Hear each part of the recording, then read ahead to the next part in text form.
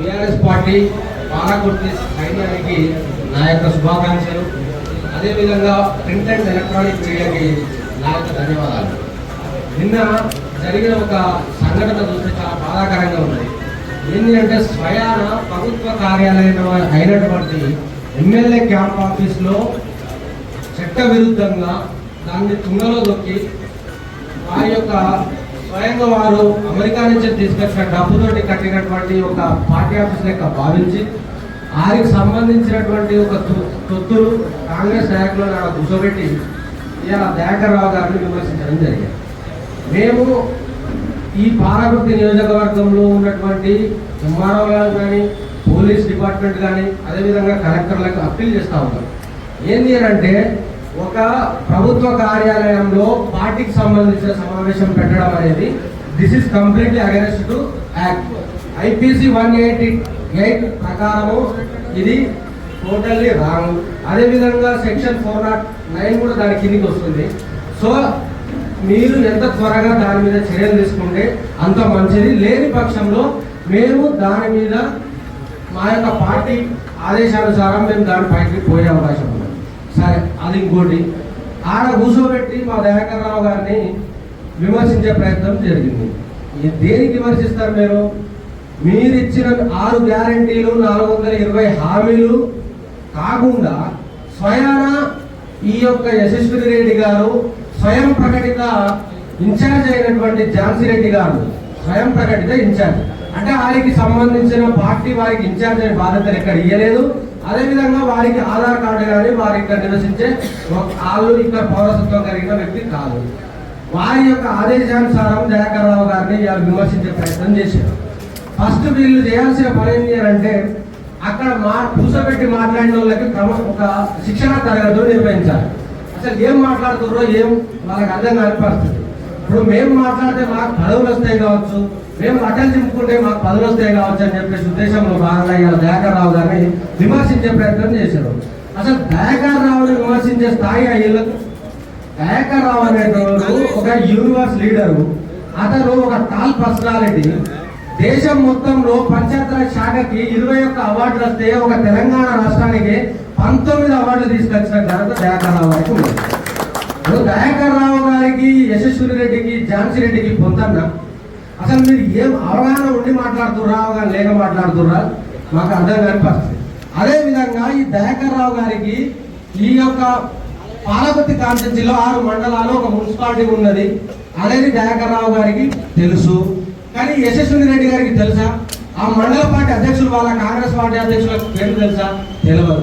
దయాకర్ రావు గారిని తీసుకుపోయి ఒక ఊళ్ళో కూర్చోబెడితే దాదాపుగా 100 నుంచి 150 మంది పేర్లు పెట్టి ఇంటి పేర్లతో సహా పిలుస్తాడు. వీళ్ళకి ఎరకన కనీసము వీళ్ళేదో ముఖస్థుతి కోసం వారి యొక్క మభ్య పెట్టడం వారిని పొగిడితే మాకు పదవులు వస్తాయని చెప్పేసి అంటున్నారు తప్ప వేరే ఉద్దేశం లేదు. మేము ఇవాళ యశస్వి రెడ్డి గారికి మేము ఓటేసిన యశస్వి రెడ్డి గారికి అడుగుతాం.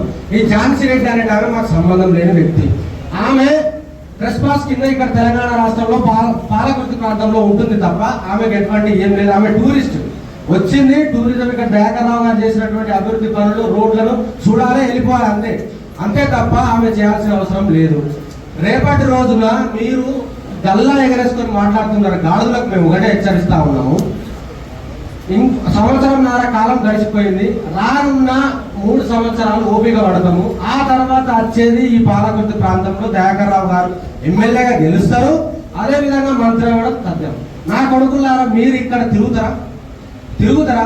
మాకు ఉద్యమాలు కొత్త కాదు, మాకు ప్రతిపక్షంలో ఉండడం కొత్త కాదు, అధికార పక్షంలో ఉండడం కొత్త కాదు. మీరు చేసే నాటకాలు, మీరు చేసే ఇసుక దందా, మీరు చేసే గ్రానైట్ దందా, మీరు చేసే భూదందాలు ప్రతిదీ లెక్కలతో సహా మా దగ్గర ఉన్నది. రేపటి రోజున మిమ్మల్ని మీ యొక్క నాయకుడు రేవంత్ రెడ్డి గారు చెప్పిన ప్రకారమే మీ యొక్క గుడ్లు తీసి గోటీలు ఆడడం మాకు వస్తుంది, తొండలు జొర్రుడు వస్తుంది. అదేవిధంగా పేగులు తీసి మెడలు కూడా వచ్చుకుంటాము. ఈ యొక్క పాలకుర్తి ప్రాంతానికి పోరాటాలు కొత్త కాదు. ఇక్కడ ఉన్నటువంటి ప్రతి ఒక్కరి నెత్తూరులో పోరాడే తత్వం ఉంటుంది. ఇక్కడ చాక లైలమ్మ, దొడ్డి కుమరయ్య, షేక్ బందగి, ఠాను నాయక్ ఒక నాయకులు అందరూ పుట్టిన నేల. అరే బాబు, మీరిచ్చిన హామీల గురించి ప్రశ్నిస్తే కేసులు పెడతా ఉన్నారు. మీరిచ్చిన 6 గ్యారెంటీల మీద మాట్లాడితే కేసులు పెడతా ఉన్నారు, జైల్లో పంపిస్తా ఉన్నారు. ఏ జాగిరి అనుకుంటా ఉన్నారు. ఇది పాలకుర్తి ప్రాంతంలో ఉన్నాడు ప్రతి ఒక్కడు సావుకి కాలు చాపినోడు కూడా అరే బాబు ఏం జరుగుతుందా ఈ గాడుల తన్నం అని చెప్పేసి బయటకు వచ్చి ప్రశ్నించే నేల ఇది.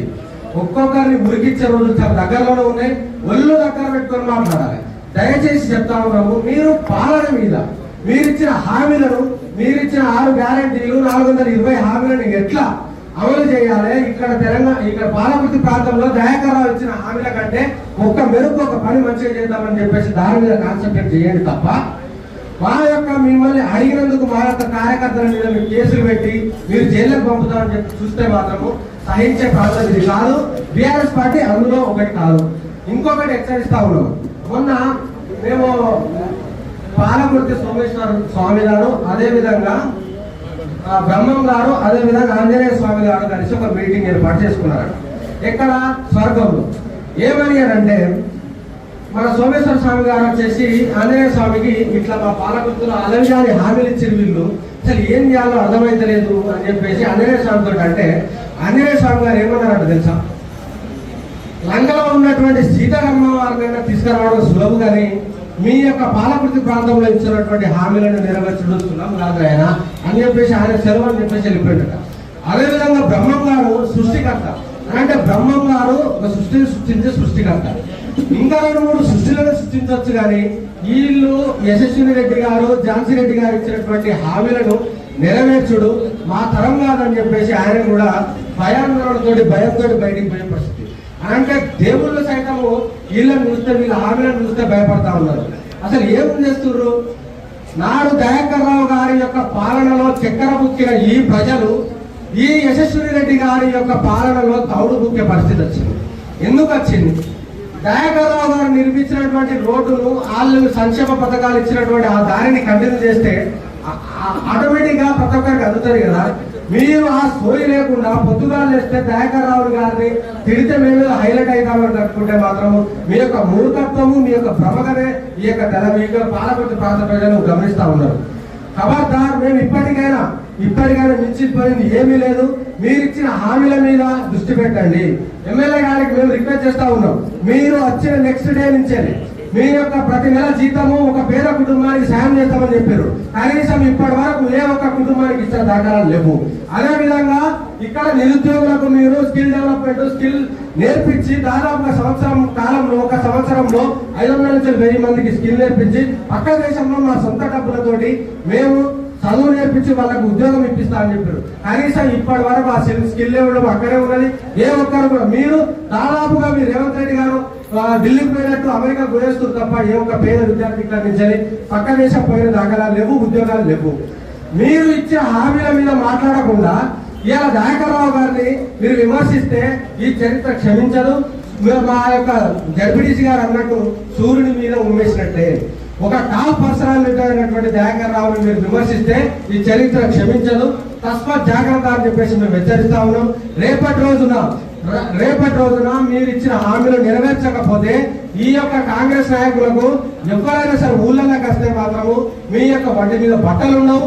మీరు మీ యొక్క డ్రైవర్లు సైతము ఉడగొట్టి మిమ్మల్ని ఊళ్ళ నుంచి తరలించే రోజులు కొందరు దగ్గరలో ఉన్నాయి. జై తెలంగాణ, జై జయన్న.